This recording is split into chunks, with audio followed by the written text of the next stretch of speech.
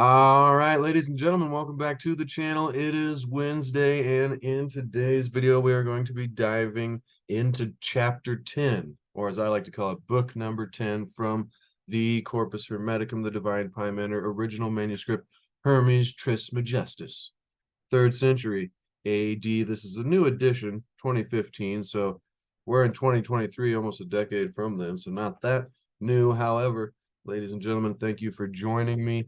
This is going to be a fascinating subject, diving deeper into the lost wisdom of the pharaohs and Hermetics, Hermes Trismegistus, thrice greatest, also known as the Egyptian sage god Thoth, who is my favorite personally, but technically it's all the same person. So, if you haven't been here before and you haven't joined us, then let's do a refresher. The figure, and this will be from the back of the Hermetica. We also did an entire series on the Hermetica, ladies and gentlemen. But once again, in today's video, we'll be doing book number 10 or chapter number 10 from the Corpus Hermeticum. But as a refresher, discover the secret teachings at the heart of Western thought, and I would say at the heart of spiritual thought and philosophy from around the globe.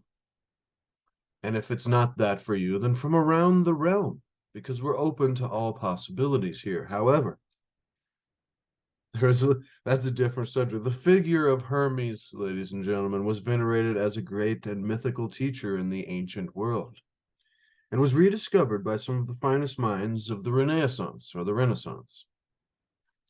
The writings attributed to his hand are a time capsule of Egyptian and Greek esoteric, occult, I'll add mystical, spiritual philosophy, as I like to call it, the wisdom of the ages. Greek esoteric philosophy, and have influenced some of the greatest minds and some of the greatest times of our entire history, including figures like Blake, Newton, Milton, Shelley, Shakespeare, Botticelli, Leonardo da Vinci, ladies and gentlemen, and even Carl Jung.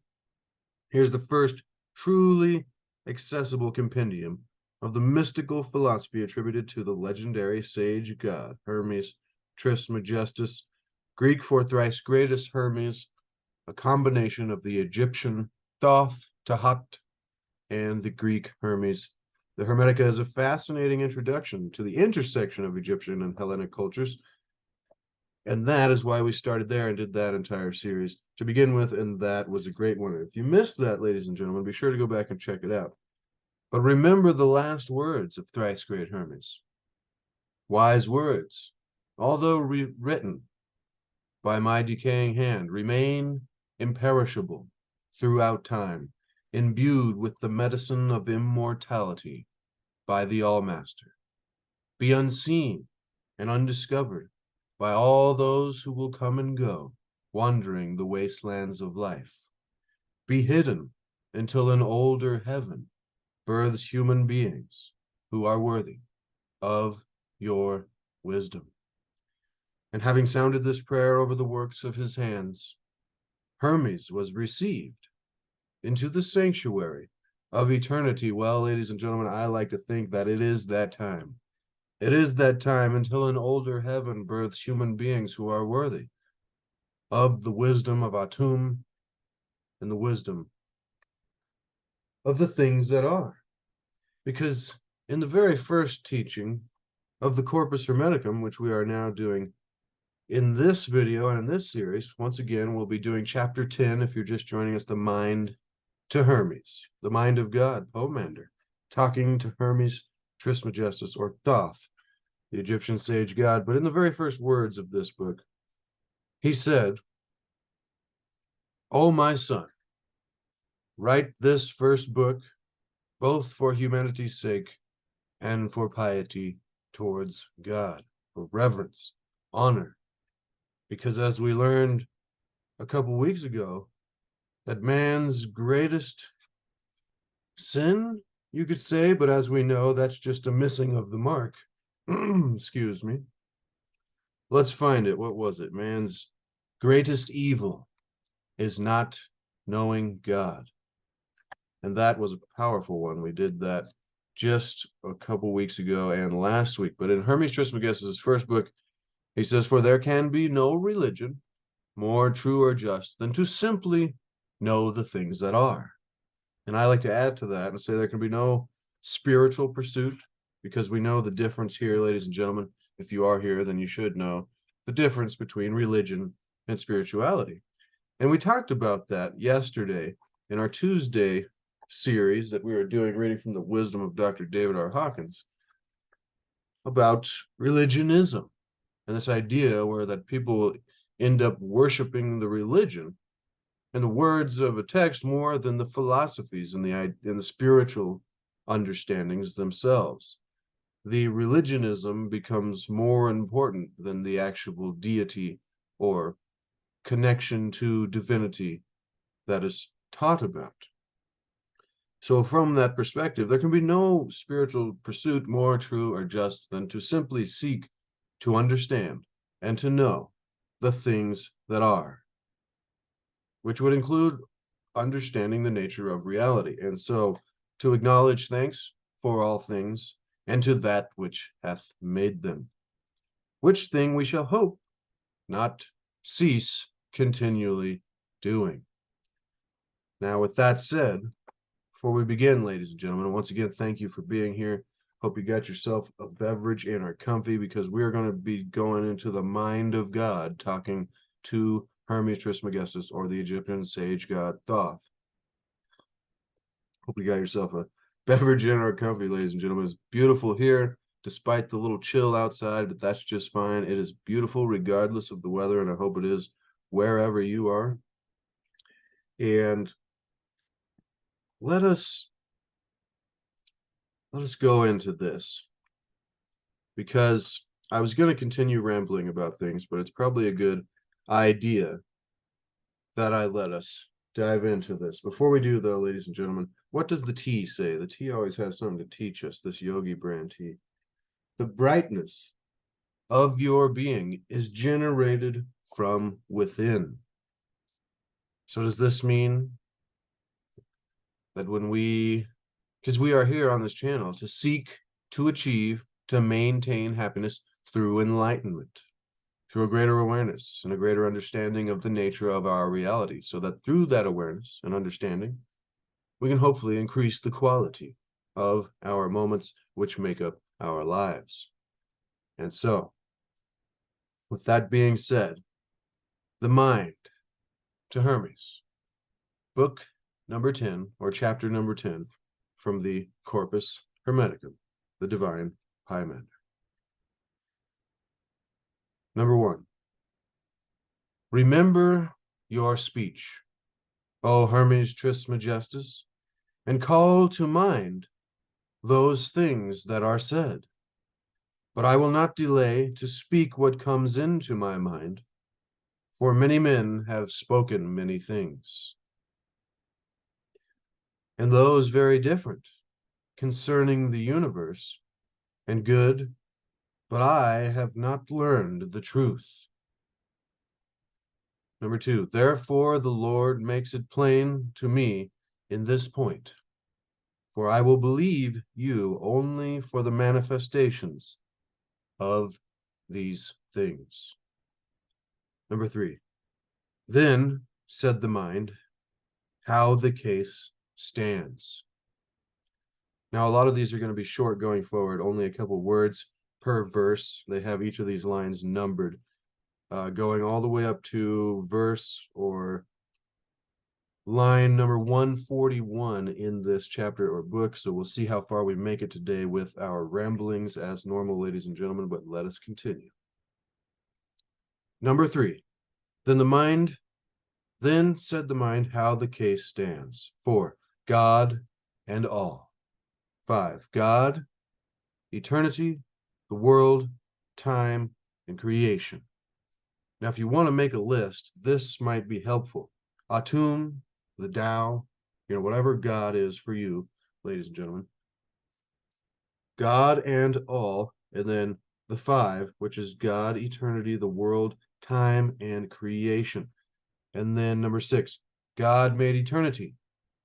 Eternity then made the world time, and time creation. Number 7. Of God, as it were, the substance is the good, the fair, blessedness, wisdom. Number 8. Of eternity, the identity of self. Number 9. Of the world, order. Of time, the ability to change. Of creation, life and death. But the operation of God is mind and soul. Of eternity, permanence and immortality. Of the world, restitution and decay. Now remember, we have been taught previously in this Hermetic philosophy that we have a dual nature. We are both mortal and immortal. And in those dual natures, this is why man is partially a marvel to the rest of the gods, because we have this ability to exist in both planes. Of eternity, which is part of our immortal nature, permanence and immortality. So there is a permanence to part of us. And the other side of the world of our mortal nature, restitution and decay, the opposite of the permanence. Of time, he continues now, verse number 15, of time, increase and decrease, and of creation, qualities. Therefore, eternity is in God, the world in eternity. Time is in the world, and creation in time. Eternity revolves around God. The world is moved in eternity. Time is determined in the world. Creation is done in time. Therefore, the spring and fountain of all things is God. The substance is from eternity, the matter is from the world, and the power of God is eternity. 29. And the work of eternity is the world not yet made, and yet continually made by eternity. See, I'm getting, my mind's thinking of this counter force that's spoken about as well. This is a paradoxical thing of how it talked about this more in the astrology and but how the planetary bodies are forever moving. Forgive me. Or reality is in this constant state of change and creation. But at the same time, that process is stuck within a cycle that is forever set. So therefore, there's this constant changing that is never changing. If that makes sense, see, it's a paradox. And paradoxes, when you get to them, be sure to spend plenty of time on them, because they are the deepest, I think, understandings of some of the deeper spiritual truths. And remember, constant contemplation, pure philosophy is spiritual striving through constant contemplation to attain true knowledge of Atum, the one God. Those were the first words of the Hermetica. So if we are going to try to attain this wisdom, we must constantly contemplate. But so the substance is from eternity. The eternity is that never-ending cycle, that which is immortal and forever. The power of God is in eternity. The work of eternity is the world not yet made. So it's saying like it's incomplete. It's incomplete, not yet made. I don't believe that means it hasn't been started yet, because after that, it says, and yet continually made by eternity. So continually in this cycle, I would say, of creation and you know, the destruction, the renewal, the birth, and the regeneration, and then the cycles that we see nature go through. Remember, nature being a great example for us to understand the nature of reality, because with the as above, so below, or the microcosm to the macrocosm, it's very interesting to look at the similar designs and structures and cycles that go all the way from the, you know, microscopic or even particle level, probably even down to quantum levels, that go all the way up to the giantess levels, and looking from universal scales and seeing similar designs. But see, I'm rambling again. I find it interesting that he's describing to us in the beginning there how the structure of reality, in the nature of reality, and how that God made eternity. Eternity allowed for the existence of the world. It doesn't say that. It just says eternity, the world, time, and time creation. But the first sentence, or the first part of that sentence, was God made eternity.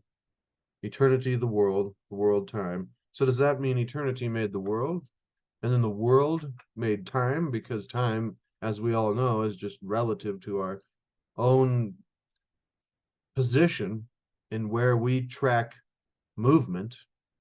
That's funny. This was spoken about yesterday in our teachings from Dr. David R. Hawkins of our subjective perspective viewpoints, and that we end up projecting these things that aren't actually reality onto reality. And we tend to think that it's real, but as we have been told before, it's just a ride, ladies and gentlemen. But it's just got to be real. I mean, all these thrills and chills and bright colors and ups and downs, it's just got to be real. But remember, it's just a ride. And those that come and try to remind us that it's just a ride, well, what do we do to those people? Bill Hicks says we kill them, but hopefully we don't go that far. That would be terrible. He was joking, of course, a comedian. However, you know, so often these people that try to come to us, the spiritual types that we are all open-minded to, that tell us life isn't even real, and it's just this temporary human experience as a spiritual being, rather than the other way around, that we are human beings who every now and then have a temporary spiritual experience. This is wild. However, God made eternity, the world, and the world, time, and time creation. Of God, as it were, the substance is the good, the fair, blessedness, wisdom. Of eternity, the identity of self, of the world order. See, I find that interesting there, that the identity of self comes from eternity, where also the world came from. From eternity, the world, and from the world, time, and from time allows creation. See, that's very interesting. You think creation would be a top level thing rather than a bottom level thing? Once again, this is me just studying and trying to understand this for myself. If you have input, please put that below in the comments as well. I always appreciate those of you who join me in the premieres, the live chats there. The operation of God is mind and soul. See, we have learned that already, that the operation of God is mind, and all exists within mind, which is very interesting, because for the common person, the mind would just be like a brain thinking. But the operation of consciousness, as we here should know and understand, goes beyond the brain. And this was the beginning, you know, one of the beginning studies where you start in this spiritual pursuit, is you begin to learn that consciousness goes beyond the brain and the body. And it exists independent as such. And that's where you start to say, well, what really am I? And who is the I? And of eternity, what is the identity of the self? And those are the deeper questions that we go through on Tuesdays, which we have been going through lately. However, of the world order.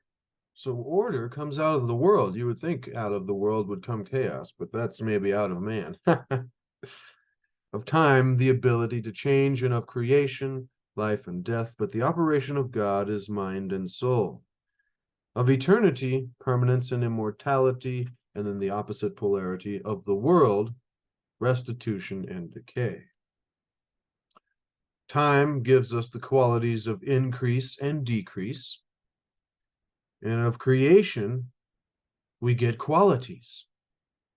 So things maybe with lesser or greater quality, but wouldn't that be a limited judgment-based perspective and in duality rather than seeing the oneness behind the illusion of duality? Necessary, though, for the existence of reality. Let us continue. Number 21, eternity revolves around God. The world is moved in eternity. Time is determined in the world. Creation is done in time. Therefore, the spring and fountain of all things is God.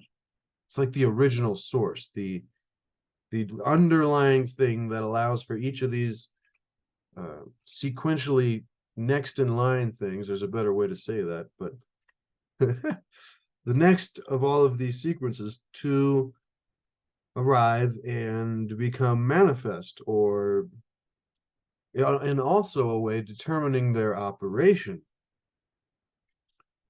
Substance is from eternity. What substance, I wonder? The matter is from the world. Maybe by the substance it is meant essence, the essence underlying the matter. The spiritual of nature behind the physical nature. The power, number 28 says, of God is eternity. And the work of eternity is the world not yet made and yet continually made by eternity. Now this is deep, profound, and powerful. And I know you're probably getting different things from this than I am, so I'd love to hear that from you. You can always timestamp your comments with the time of, where it was in the video to reference that. Number 30 here. Therefore, shall nothing be at any time destroyed, for eternity is incorruptible. That makes me think of, energy can never be destroyed at all. It just changes form. It just takes on a new form. Therefore, shall nothing be at any time destroyed, for eternity is incorruptible. 31. Neither can anything perish or be destroyed in the world. The world being contained and embraced by eternity. So don't worry, ladies and gentlemen. In other words, neither can anything perish or be destroyed in the world. I mean, it might change form because that is the nature of, what was it? Let's go back. Of time increase and decrease. That is in the nature of creation, qualities. Oh, yeah, and of creation, life, and death. So creation gives us the different qualities and the regeneration and the cycle of the energy that is never destroyed. It just changes form. So don't worry, because nothing can either perish or be destroyed in the world. The world, us, all of this physical reality, is contained and embraced by Atum, the Tao, grand organized design, God, eternity. Remember, therefore, eternity is inside of God. So that eternity that is embracing that immortal forever set cycle of constant regeneration and recycling and, creation and destruction, and all of this is within eternity and will not change. So we are fine, which is a very paradoxical, deep way to look at it. So if you're having trouble grasping this, then that is perfect. That means you're understanding just fine, because that is the nature of this kind of philosophy and wisdom. As I found, ladies and gentlemen, the more you think you know, the more you don't know. And the more, the more answers you find, the more questions you have, which lets you know that you're making progress. And so don't worry. Give yourself a pat on the back for even being here, ladies and gentlemen. I thank you so much. Now, therefore, he says, number 32, but what is the wisdom of God? I'm guessing this is Hermes asking the mind of God, Pymander. He says, but what is the wisdom of God? Even the good and the fair, and blessedness, and every virtue and eternity. 33. Eternity, therefore, put into the matter immortality and permanence. For the generation of that depends on eternity, even as eternity does of God. So I'm thinking what that means there is that eternity depends on God as much as the creation or generation of this essence that is put into the matter, which is immortality and permanence. The generation or creation of that eternity and that essence put into the matter depends on God just as much as eternity depends on God. So creation, once again, I know it's been said twice already, but the world is in eternity, time is in the world, and creation is in time. So creation is also dependent upon eternity, as well as the world. What the world actually translates to, I'm not sure. That would be interesting to see going back to the 3rd century. However, we can try to take this the best that we can, because the resonations is where it happens. And hopefully this is that time until an older heaven births human beings who are worthy of the wisdom. And hopefully we are not the ones who will just wander the wastelands of life, and this wisdom will be unseen and unfound. However, eternity, therefore, put into the matter immortality and permanence, for the generation of that depends upon eternity, even as eternity does of God. 34. For generation and time, see, to me, in a lot of this, generation is like things becoming real, like how people think about creation or manifesting, to where something goes, from a seed to, little roots and sprouts, and then the story I always tell about the tomato seed, how you break it open and there's just this brown dust and there is no red tomatoes inside. And how does brown dust turn into red tomatoes on a plant that have the seeds within them? Again, and this is a potentiality. This is creation. This, I think, is what it is referring to when it uses the term generation. The process of creation or manifestation of material or physical things based on a future potential pull of the possible future realities or destiny granted by the astrological operations that give the qualities and characteristics to different parts of physical reality, also blended with the spiritual reality. This is just referencing everything I've learned so far in this and the Hermetica, but just trying to explain the term generation, I guess, for myself and all of those of us here, because it's used side by side with the term creation as well. As it says earlier, creation is done in time, but then generation starts showing up, and it's like, what is the difference? I think creation refers to more of like very, very large scale, to where generation refers to that which manifests or, appears within the structure of creation that allows for said things to generate, given the right, soil and the right future pull and potential for the type of seed that it is and the environment that's necessary for its generation, that being the structure of creation. I don't know. This is just me rambling, ladies and gentlemen. Once again, hopefully you're getting value. If you are, consider subscribing. Smash the like and share this with somebody like-minded. Helps us support the work that we do here. Number 35. No. Number 34. For generation and time, in heaven and in earth, are of a double nature. In heaven, they are unchangeable and incorruptible, but on earth, they are changeable and corruptible. So this, I'm glad it references on it, because it doesn't often reference everything that is in this philosophy in these dialogues between Hermes and the mind of God, or his son Tot and Thoth, or even if it's just Asclepius learning from Hermes. However, this describes our dual nature and the dual nature of reality, the duality. For generation and time, and heaven and earth are of a double nature. In heaven, they are unchangeable. This constant cycle that I was talking about that is within eternity.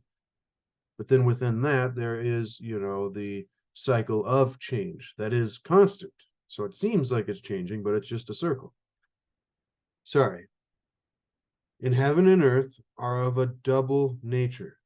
In heaven, they are unchangeable and incorruptible, but on earth, they are changeable and corruptible. 35.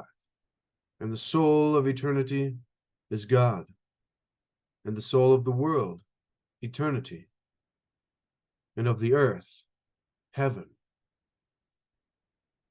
36. God is in the mind in the soul, and the soul in the matter. All things by eternity.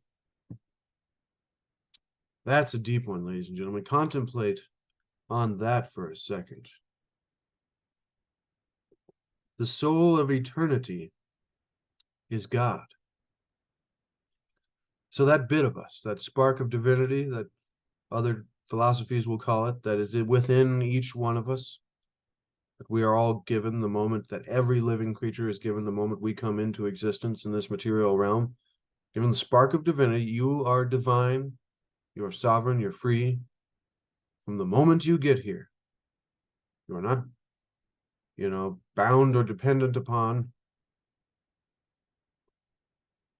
any lesser deity than eternity, which is in Atum, or God, or the universe. The soul of eternity is God, and the soul of the world, eternity, and of the earth, heaven. So does that mean the soul of the earth is heaven? And what really is heaven if this teaching comes to us long before the, dogmatic Christian doctrines that would give us the concepts of, cities floating in the clouds with pearly gates and cherubs floating around?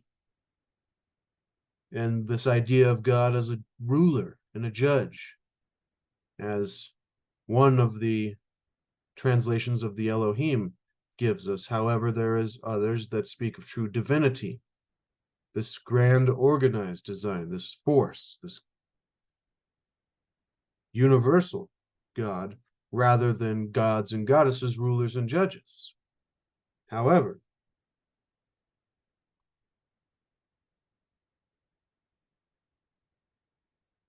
the soul of eternity is God, and the soul of the world, eternity, and of the earth, heaven. 36. God is in the mind. And remember, our minds are within the mind of God. They were like little forms of the mind of God. I mean, I'd love to have all this, bookmarked in references, so I could just be like, oh yeah, boom, the mind of God. Let's see if we can pull it off. The being of Atum. Contemplate creation, the living cosmos, the gods, creation of humankind. See it somewhere in there. However, God is in the mind is within the soul, and the soul is in the matter, all things by eternity. Number 37, all this universal body, in which all bodies are contained, is full of soul. The soul is full of mind, and the mind full of God. So that makes that previous one make more sense there. 38:4, within he fills them, and without he contains them, giving life to the universe. Wow, this is so deep. So wait, let's do these last two here. God is in the mind. So this is like a backwards and then forwards, or a reverse circle. Interesting.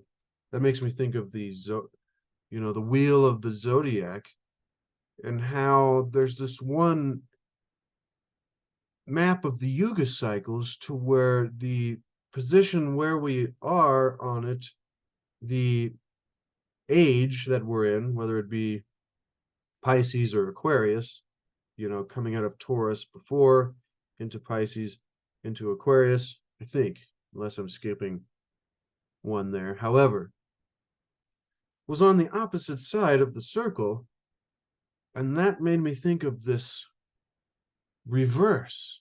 So if we are in, sorry, this is just side tangent here. If we are in a binary system with another sun that causes these rises and fall of human consciousness and the rise and fall of society, the golden ages and the dark ages and everything in between, these cycles that we're talking about, that is within eternity. So it's a constant thing that seems like it's ever changing.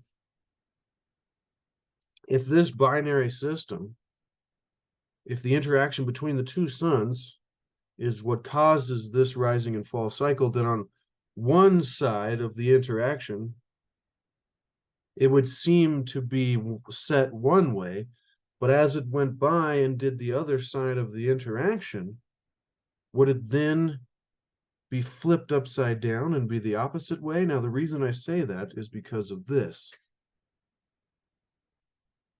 God is in the mind. So like if we have consciousness or the mind, God is within that. So that's like at the bottom level. The mind, that is containing our, God ability to think and to understand and to realize and have consciousness, is in the mind. The mind is within the soul. So this, what it said just after that, and without he contains them. So this is container. The mind is in the soul, and the soul is in the matter. So that's like hiding the highest level within the lowest levels, if you see what I mean, because matter would be a very low level thing compared to God, the mind, and the soul. But for some reason, all of it is backwards within, and then the next line flips it around and gives us the opposite perspective when it's flipped upside down, to where all this universal body, in which all bodies are contained, is full of soul. The soul is full of mind, and the mind full of God. That, I don't know, for me, that was profound and deep. So back to 38 there. For within he fills them. When they are within, it is filled, and from without he contains them, giving life to the universe. Wow. Maybe we'll get to like number 50 here and see where we can find a stopping point, if we can make it that far. But this is profound, ladies and gentlemen. This is a description of the nature of God in reality, which is a lot of what this Hermetic teaching has been. It's just a way better description than any other philosophies that I've come across, especially religious or spiritual traditions.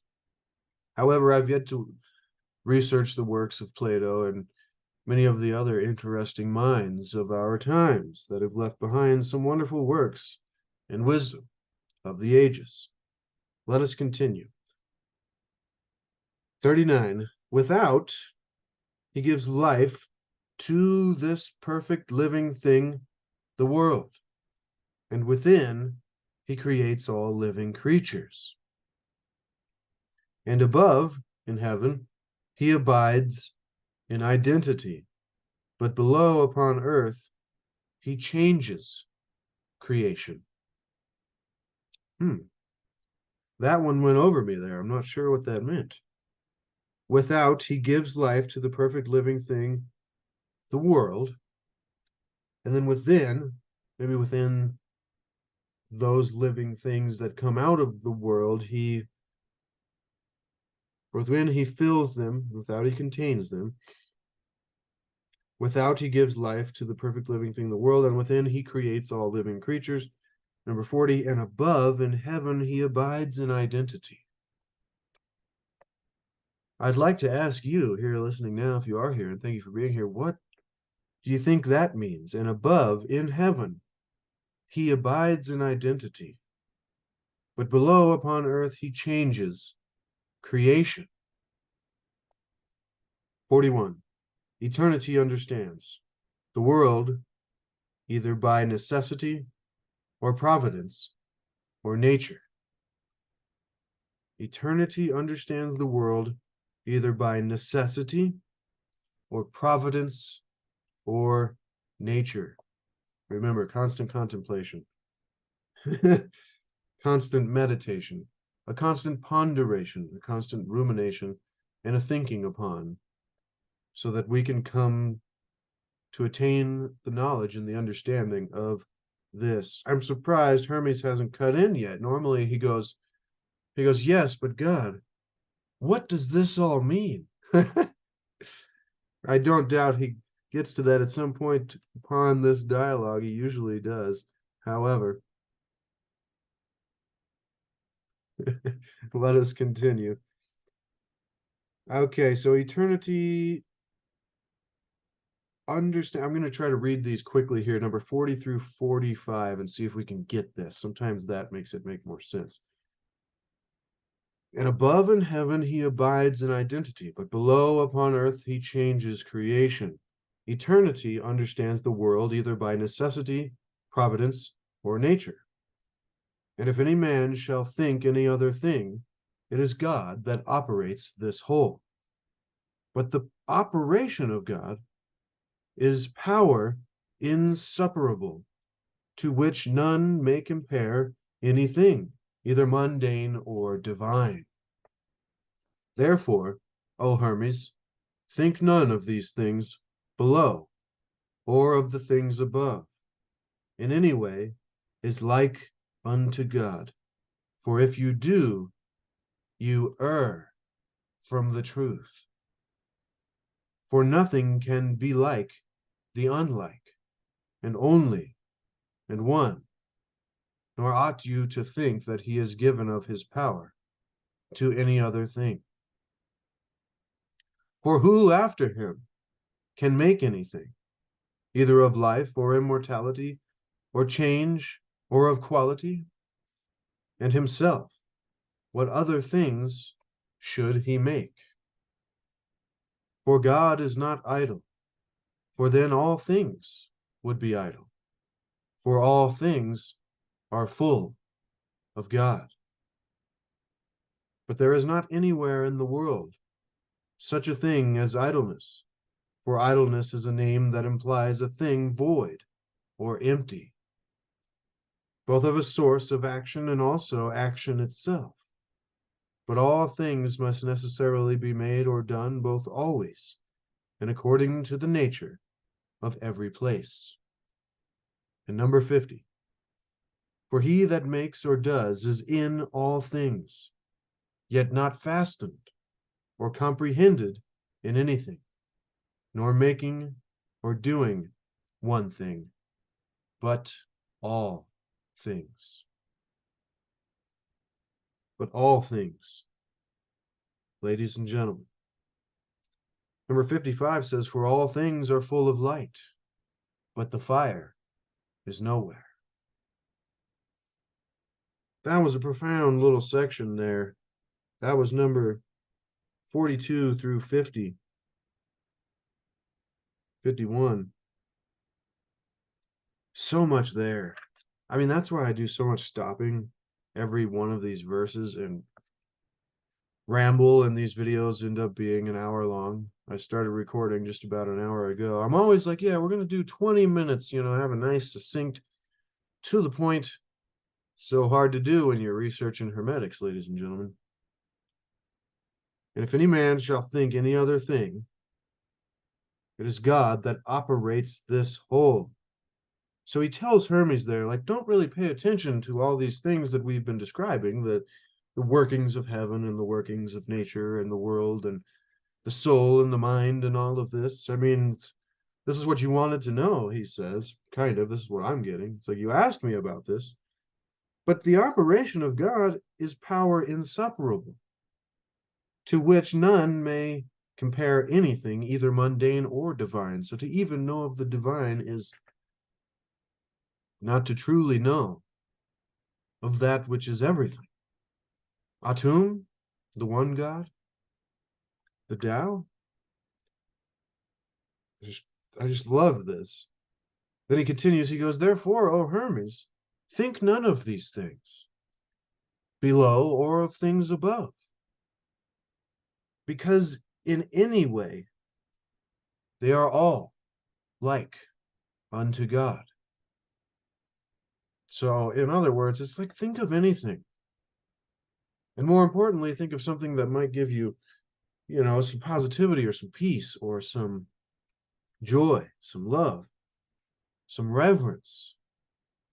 Remember the first words, some piety, for both humanity's sake and for reverence and honor to that which hath made them, that which is containing eternity, and eternity which is containing creation, and creation which is containing the world. Sorry, wait, the world is in eternity, time is in the world, creation and time. And eternity is within God. It revolves around God as well. The world is moved by eternity. Time is determined in the world, and creation is done in time. Therefore, the spring and fountain of all things is God. But once again, therefore, O Hermes, think none of these things, below or of the things above, in any way is like unto God. For if you do, you err from the truth. Well, it makes me think of a funny movie where a much higher intelligence that's part of the Universal Galactic Council or whatever. And this is just a comedy, science fiction. But, he was trying to get these humanity to join and to choose to be more civilized and smarter and, not give in to the whims. And they're like, yeah, but we want to be free. We want to party and have a good time and do what it is we want to do and go where we want to go. And so they finally tell this intelligence, get out of here. This is our planet. And to err is human. To err is human. Now, I don't know if that's a British statement or, but this idea that part of our nature is error.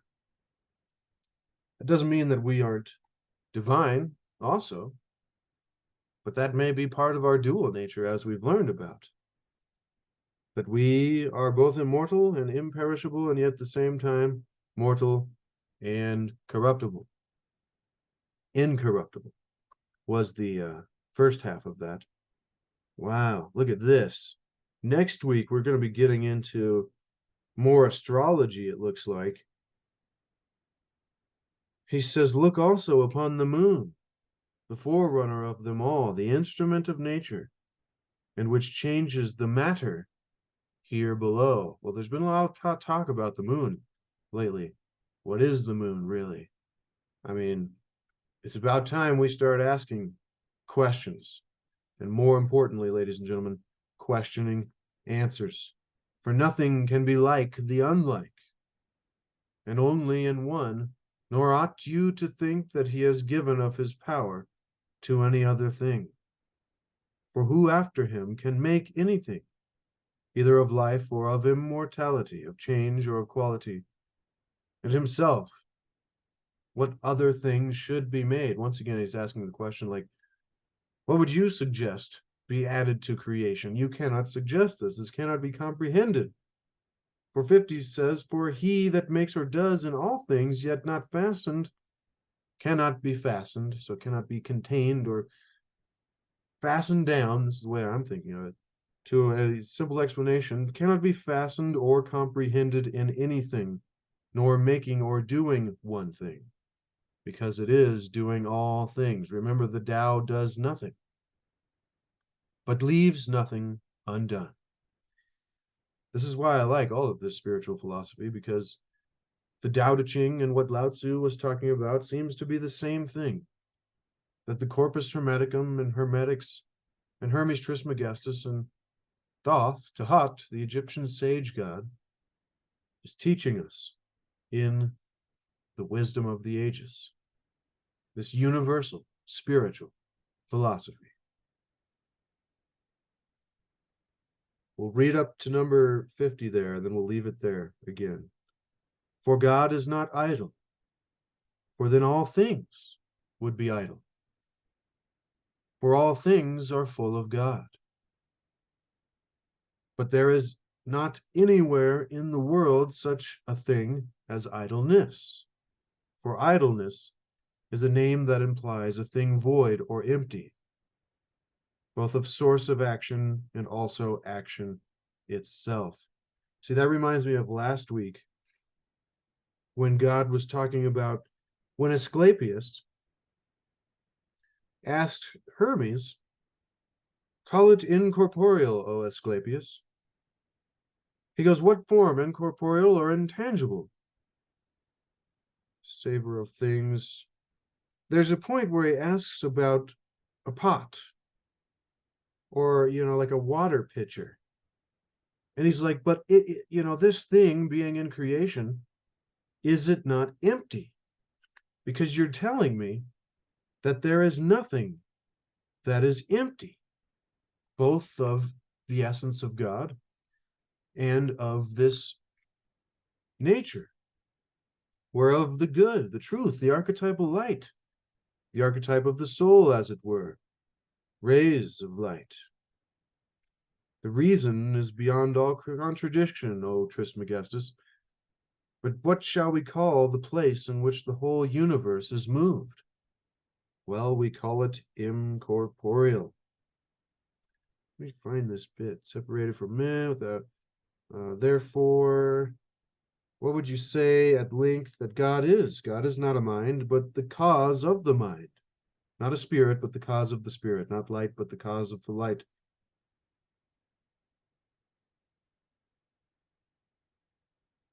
For the body and the soul have no place that is capable of, or can, for the greatness of good is as great of the existence of all things that are, both bodily and intangible, sensible and intelligible.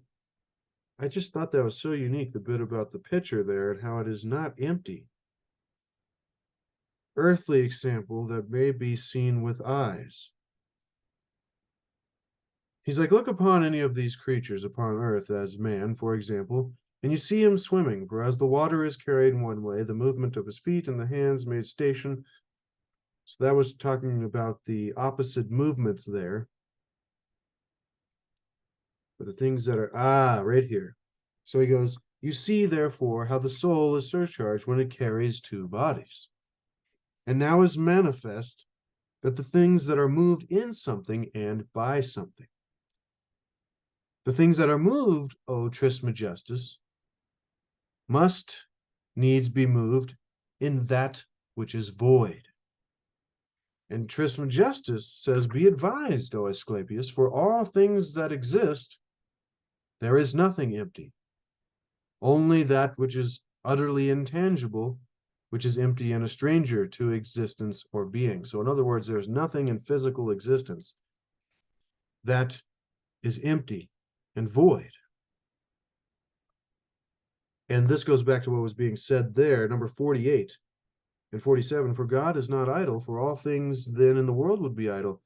But there is nowhere, there is not anywhere in the world such a thing as idleness, for idleness is a name that implies a thing void or empty, both of a source of action and also action itself. That relating to this right here. The things that are moved, O Asclepius, must needs be moved in that, he says, be advised, for all the things that exist, there is nothing empty. Only that which is utterly intangible, which would be a stranger to being. But that which is could not be if it were not full of existence. For that which is in being or existence can never be made empty. In other words, can never be idle, because idleness applies a thing void or empty of such essence and power, of such existence. For that which is in being or existence can never be made empty. Asclepius asked, he said, are there not therefore some things that are empty, O Trismegistus, such as an empty barrel, or an empty pitcher, an empty paper, an empty wine press, and many such like? And once again, to err is human. But he says, oh, the grossness of your error, O Asclepius. He says, those things that are most full and replenished, do you say they are void and empty? So, these things that are here that have so much of a purpose. And this makes me think of John Levy. I was watching one of his videos yesterday, and he starts out saying the same thing. It was a teaching from Lao Tzu, I'm pretty sure. And someone asked him, said, Master, I don't know, it was about the water pitcher. And it's like, is the pitcher, what is, anyways, the teaching was the space within the water pitcher is far more important than the pitcher itself. And so often we focus on the water pitcher and think that it is the important thing. But that is not important at all, for it is the space between the bars that holds the tiger, or it is the space within the water pitcher that holds that which is most useful, the water. And so going back to what he's warning Asclepius here, do not think that things that are empty of essence and of spirit and of, this force, this divinity, God, Atum. Oh, the grossness of your error, O Asclepius, those things that are most full and replenished, do you say that they are void and empty? And of course, Asclepius, as we all are, was still confused and says, what do you mean, Trismegistus? Is the air a body? It is a body. When this body, see, the air is even full of the essence of God. It is within eternity. The world is within creation. Creation within eternity, and eternity within God, ladies and gentlemen. We'll leave it there. I didn't know that we would stop right there, but that was profound and powerful. I think we just hit an hour. Excuse me, ladies and gentlemen. But that was profound, and that is a boon to knowledge and the wisdom of the Corpus Hermeticum, the divine Pymander, and Hermes Trismegistus, Thoth, the Egyptian sage god. And we will be doing part 2 of that, chapter number 10, next week on Wednesday. That was, if you joined a little after the beginning, the Mind to Hermes, chapter or book number 10 of the Corpus Hermeticum. Ladies and gentlemen, thank you so much for being here. I love and appreciate each and every one of you. And remember to seek to achieve and maintain happiness through enlightenment, through a greater awareness and understanding of the nature of reality, so that through that awareness, through that understanding, we can increase the quality of our lives and the lives of those around us. And remember to seek to discover the mysteries of our history and the lost wisdom of the ages. I really want to thank you for being here, spending time with me, with Hermes Trismegistus Thoth, all the wonderful authors and mystics and poets and philosophers and sages of the ages, ladies and gentlemen, because this is my favorite thing. I think this is how we can really have a profound influence and impact on humanity, because as we've learned about with the work of Dr. David Hawkins and talking about consciousness and the collective consciousness of humanity, and how that our consciousness, our thoughts, our frequencies, our vibrations, our resonations, has an influence, an impact on the rest of our collective consciousness, on the rest of humanity, even if we're sitting off in a cave somewhere alone. We have an effect on the entirety of reality. And so if we can continue this work, then hopefully we can continue to be part of the tide that lifts all boats, be part of the phase transition, the spiritual revolution that hopefully all of us are wanting and looking for, so that we can have a future golden age, ladies and gentlemen. I mean, we got many thousands of years to go, but things are getting better faster than they ever have been before. And hopefully we're getting closer to an enlightened society of men and women. Hopefully we can see that in our lifetimes. That would be wonderful. But there's a lot we have to work on, a lot of opportunities we have to deal with. So remember, ladies and gentlemen, there is no way to happiness. Happiness is the way. It is what we bring to life.